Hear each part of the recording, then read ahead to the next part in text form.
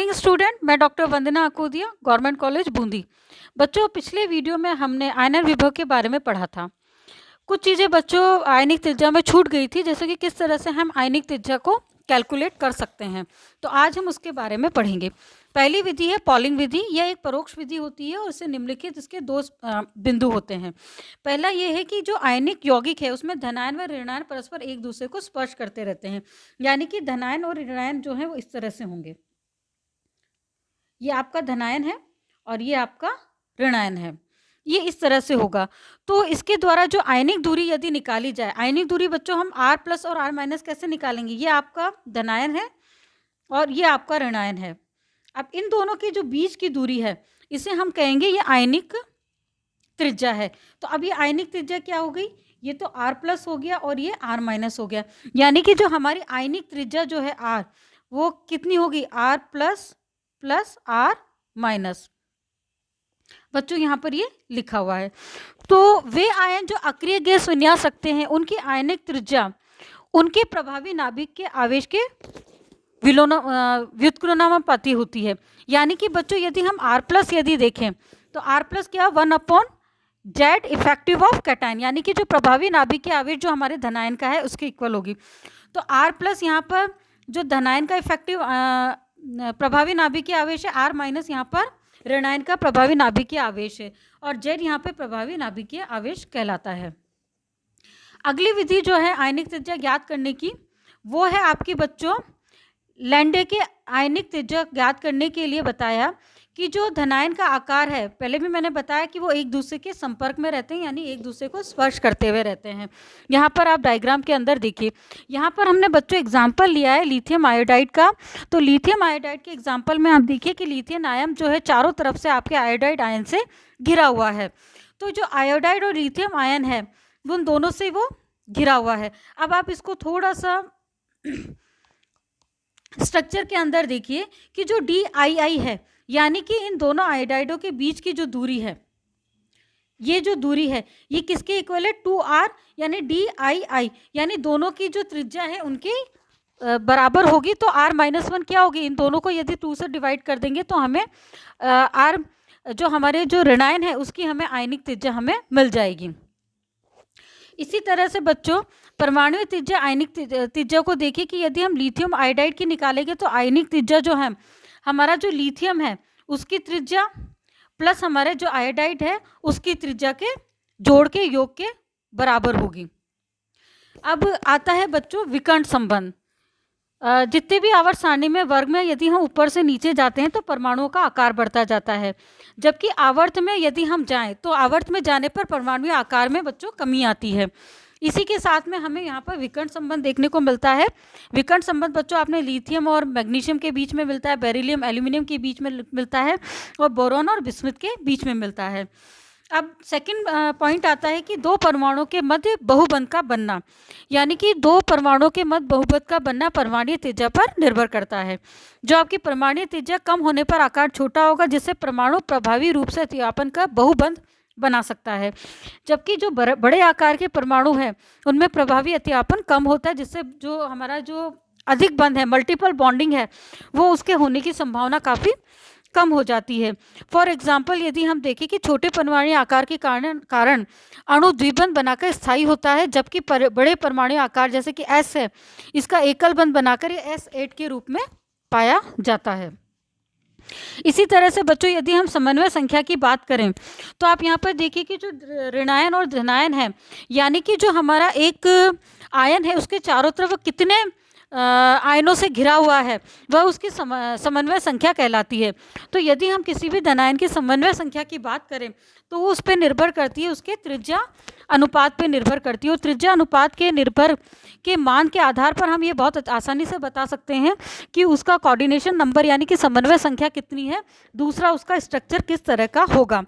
तो फर्स्ट यदि आप देखिए कि 0.732 या इससे अधिक हो तो जो कोऑर्डिनेशन नंबर होता है वो 8 होता है और जो हमारा जो स्ट्रक्चर होगा कंपाउंड का वो होगा घनीय।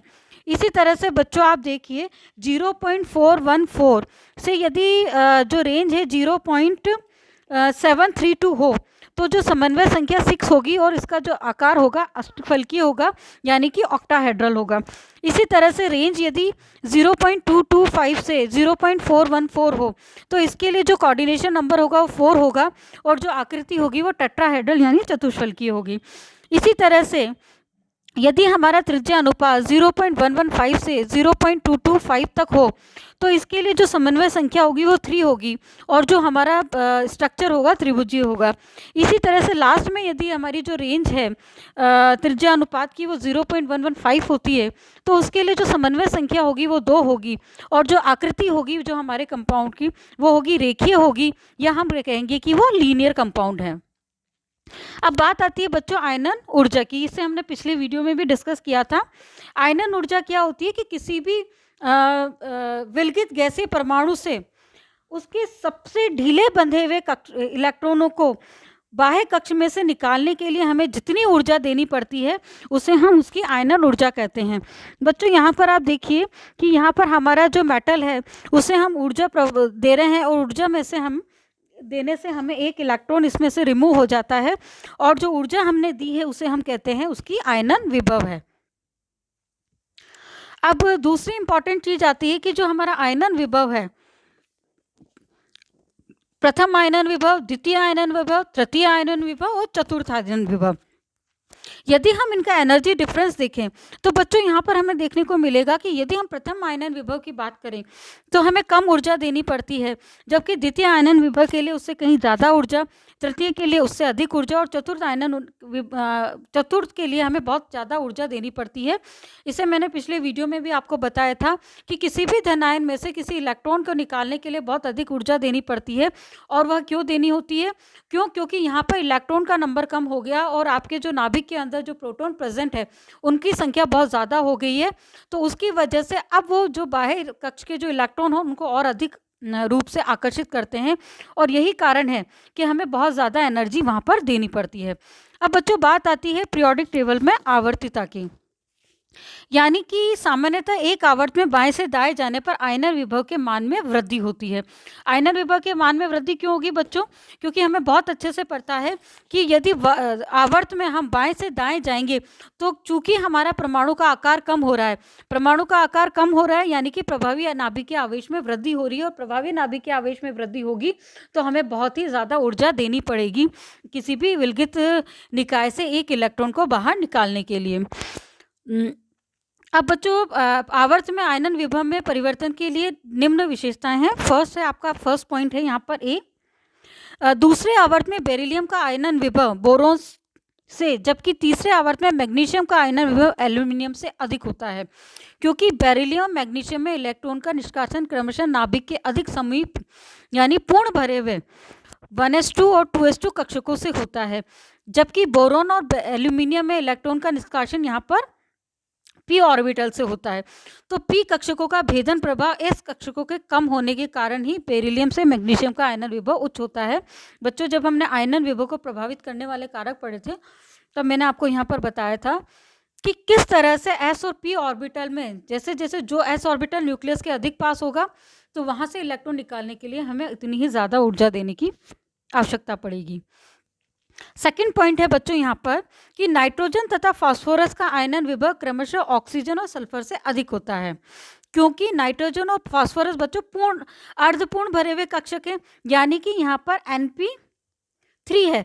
Np3 होने से क्या हो गया, हमने पहले भी पढ़ा है कि अर्धपूरित और पूर्ण भरे हुए कक्षक सर्वदा स्थायी होते हैं, जबकि ऑक्सीजन और सल्फर के अंदर p कक्षकों में इलेक्ट्रॉन क्या हो गया, ऑक्सीजन के अंदर p4 हो गया प्लस एक इलेक्ट्रॉन बनते ही यहाँ पर p4 हो गया। इसी तरह से वहाँ पर क्या हुआ, एक इलेक्ट्रॉन निकालते ही ये पर त्यागते ये Np3 विन्यास ग्रहण कर लेगा, यानी कि हाफ फिल्ड हो जाएगा, तो ये आसानी से इलेक्ट्रॉन डोनेट कर देगा। अब आसानी से डोनेट करेगा मतलब ये है कि इसका नाइट्रोजन के कंपैरेटिवली जो इसका आयनन विभव है उसका मान कम होगा। थर्ड पॉइंट आता है कि एक आवर्त में उत्कर्ष गैस का आयनन विभव अधिकतम होता है, क्योंकि इनमें पूर्ण भरे हुए NS व NP कक्षक पाए जाते हैं, यानी कि आवर्त सारणी में उत्कर्ष गैस होती है उनका आयनन विभव सबसे ज़्यादा होता है क्योंकि उसमें पूर्ण भरे हुए कक्षक पाए जाते हैं।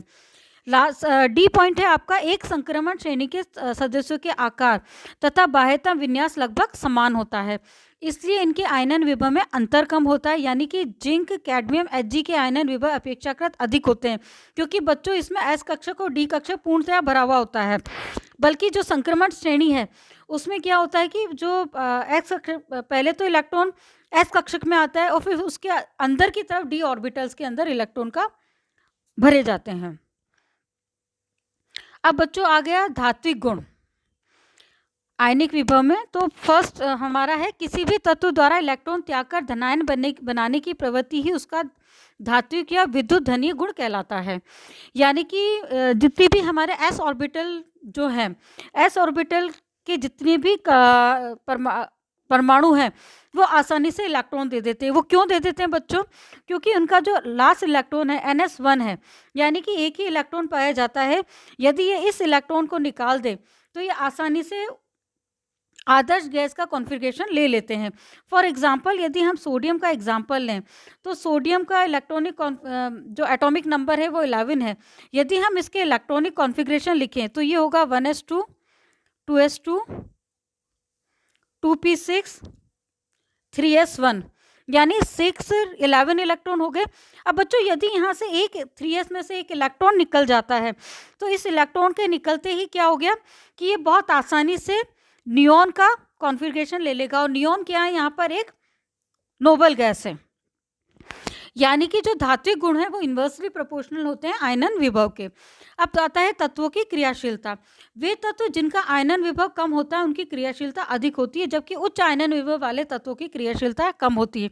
यानी कि यदि अभी मैंने ऊपर आपको सोडियम का एग्जाम्पल दिया था कि सोडियम बहुत ज़्यादा रिएक्टिव होता है जबकि नियॉन कम रिएक्टिव होता है, यानी कि जो reactivity is directly proportional to आयनन विभव। और बच्चों आप लोगों ने 12th में भी प्रैक्टिकल किए होंगे तो बहुत अच्छे से देखा होगा कि जो आपका सोडियम है बहुत ही ज़्यादा रिएक्टिव होता है, इस वजह से उसको केरोसिन के अंदर रखा जाता है। यदि हम उसको हवा में खुला छोड़ देंगे तो वो ऑक्सीडाइज हो जाता है और अपने ऑक्साइड्स बना लेता है। इसी तरह यदि हम उसे जल में डाल देते हैं तो जल में अत्यधिक तीव्र गति से रिएक्शन करके विस्फोट हो जाता है उसमें। अब थर्ड पॉइंट आता है हमारा बंध की प्रकृति का अनुमान। यानी कि निम्न आयनिक विभव वाले तत्व सामान्यतः आयनिक बंध का निर्माण करके, जबकि उच्च आयनन विभव वाले तत्व सामान्यतः सहसंयोजक बंध बनाते हैं। अब बच्चों ये देखिए कि जिसमें आयनन विभव का मान कम होगा, यानी कि जो आसानी से इलेक्ट्रॉन निकाल देगा, वो एक विद्युत धनी तत्व कहलाएगा और वो धनायन बनने की प्रवृत्ति उसमें अधिक होगी। और जब हम आयनिक बंध के बारे में पढ़ेंगे तो हम ये चीज़ बहुत अच्छे से क्लियर हो जाएगी कि जो हमारा धनायन किस तरह से बंध बनाता है और कैसे हमारा सहसंयोजिक बंध बनता है। फोर्थ पॉइंट आता है धात्विक ऑक्साइड और हाइड्रोक्साइड व हाइड्राइडो की प्रकृति। यानी कि आयनन विभव का मान कम होने पर धात्विक ऑक्साइड, हाइड्रोक्साइड और हाइड्राइडो की क्षारीय प्रकृति बढ़ जाती है। एक वर्ग में यदि आयनन विभव घटता है अतः क्षारीय गुण में वृद्धि होती है। यानी कि जैसे जैसे आयनन विभव घटता जाएगा वैसे वैसे उसके क्षारीय गुणों में वृद्धि हो जाती है। यही कारण है बच्चों की जो लिथियम ऑक्साइड है उसकी तुलना में जो पोटेशियम ऑक्साइड है वो अधिक क्षारीय होता है। एक आवर्त में आयनन विभव बढ़ता है अतः क्षारीय गुणों में कमी होती है। अतः तीसरे आवर्त के ऑक्साइडों की क्षारीय प्रकृति यदि हम देखें तो sodium oxide is greater than magnesium oxide, is greater than aluminium oxide, is greater than silicon oxide. और यदि हम हाइड्रोक्साइड की बात करें तो उसमें हाइड्रोजन का आयनन विभव A से उच्च होता है, तो यानी कि AO बंध टूटेगा जिसकी क्षारीय प्रकृति अधिक होगी। अब यहाँ पर अब हम बात करते हैं तत्वों के अपचायक सामर्थ्य की। किसी तत्व द्वारा जितनी शीघ्रता से इलेक्ट्रॉन त्यागा जाता है उसकी अपचायक क्षमता भी उतनी ही अधिक होती। अतः आयनन विभव कम होने पर तत्व की अपचायक क्षमता भी कम हो जाती है। यानी कि अपचायक सामर्थ्य is direct inversely proportional to आयनन विभव। यदि हम ऑक्सीकरण की बात करें तो यदि किसी तत्व को दो क्रमागत आयनन ऊर्जा के मध्य का अंतर यदि 1500 किलो जूल से कम हो तो उसकी उच्च ऑक्सीकरण अवस्था स्थायी होती है। यदि किसी तत्व की दो क्रमागत ऑक्सीकरण अवस्थाओं की संगत आयनन ऊर्जा का अंतर 1500 किलो जूल पर मोल या इससे कम होता है तो उसकी निम्न ऑक्सीकरण अवस्था स्थायी होती है। यानी कि बच्चों हाईली उच्च ऑक्सीकरण अवस्था कब स्थायी होगी?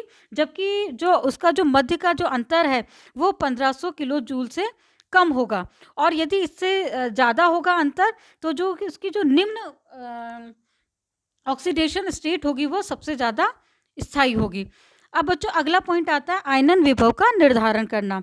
आयनन विभव का निर्धारण निम्नलिखित विधियों द्वारा किया जाता है। तो फर्स्ट है आपका स्पेक्ट्रम के अध्ययन द्वारा। किसी तत्व के रेखीय स्पेक्ट्रम से अध्ययन द्वारा आयनन विभव का मान ज्ञात किया जा सकता है। जब किसी तत्व के परमाणु ऊर्जा का अवशोषण करते हैं तो उसकी इलेक्ट्रॉन ऊर्जा की अलग अलग मात्रा अवशोषित कर उच्च ऊर्जा वाले स्तर पर चले जाते हैं। इस प्रकार इलेक्ट्रॉन के अंतः ऊर्जा वाले कोश में जाने पर हमें रेखीय स्पेक्ट्रम की लाइन और एक सतत श्रृंखला प्राप्त होती है, जिससे हम अध्ययन के आयनन विभव को ज्ञात कर सकते हैं। अब स्पेक्ट्रम अध्ययन क्या हुआ बच्चों, ये दो एनर्जी लेवल हैं, ये आपकी ग्राउंड स्टेट है, ये आपकी एक्साइटेड स्टेट है। अब इलेक्ट्रॉन आपका ग्राउंड स्टेट से जब एक्साइटेड स्टेट में जाता है तो कुछ एनर्जी को वो एब्जॉर्ब करता है और उस एनर्जी को एब्जॉर्प्शन की वजह से जो हमें लाइन मिलती है, जो हमें स्पेक्ट्रा मिलते हैं, उसके आधार पर हम उसके आयनन विभव की गणना को कर सकते हैं।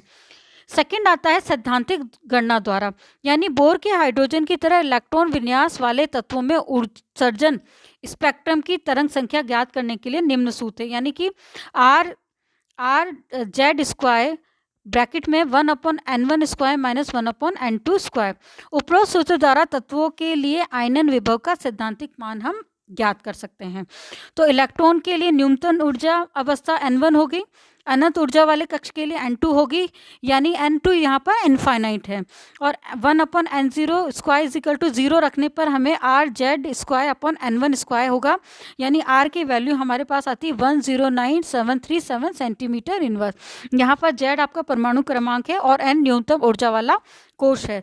तो उपरोक्त सूत्र की गणना से हम हाइड्रोजन आयन के आयनन विभव का मान 1312 किलो जूल पर मोल प्राप्त होता है।